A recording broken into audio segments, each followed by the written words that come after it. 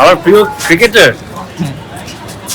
মাশরাফি ছিল, তামিম ছিল। আমি মানে একটু আগের জেনারেশন তো। প্রেসিডেন্ট আমি ইকবাল ফোন করে বললো যে প্লিজ ভাইয়া, মানে please can you do this for me. ভাই কেমন উপভোগ করলেন? অনেক ভালো লাগলো ভাইয়া, ফ্যান্টাস্টিক, থ্যাংক ইউ। মানে আপনার প্রিয় ক্রিকেটার কি? আমার প্রিয় ক্রিকেটার মাশরাফি ছিল, তামিম ছিল। আমি মানে একটু আগের জেনারেশন তো। তো আচ্ছা, প্রথম হলো মাঠে গাওয়া, তারপর জাতীয় সঙ্গীত, জি। অনুভূতিটা কেমন?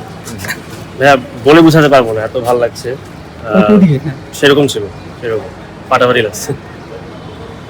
মানে আবেগতাড়িত অবশ্যই করেনি অনুভূতি, এমন একটা প্ল্যাটফর্মে গাওয়া, দেশের গান গাওয়া। হ্যাঁ মানে অনেক গর্বিত আমার মানে নিজের ব্যাপারে, আমাদের গিটারিস্টের ব্যাপারে, যে আমাকে বিসিবির প্রেসিডেন্ট আমি ইকবাল ফোন করে বললো যে প্লিজ ভাইয়া, মানে please can you do this for me, মানে একটু একটু গান গিয়ে দেন ন্যাশনাল অ্যান্থেম। যখন তামিম ইকবাল আপনাকে ফোন দিছিল, মানে তখন তার রিয়াকশন একটু নার্ভাস ছিলাম, মানে সত্যি কথা বলতে একটু নার্ভাস ছিলাম, কিন্তু আজকে হয়ে গেল, ভালো লাগলো।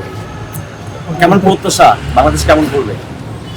আমাদের তো সবসময় আশা থাকে যে ওরা ভালো করবে, তো আশা করি যে ভালো করে এই 5 দিন খেলুক। আমরা যদি একটা ভিক্টরি নিয়ে আসতে পারি সবার জন্যই ভালো, আমরা সবাই খুশি, আপনারা খুশি, এটাই।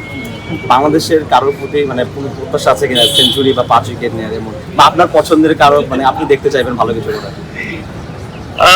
আমি তো চাই মিরাজ ভালো করুক, মানে সবাই ভালো করুক, এটাই আমার ইচ্ছা, সব দিক দিয়ে, বোলিং, ব্যাটিং, ফিল্ডিং, সবকিছু, ডিসিপ্লিন, সবকিছু। Thank you.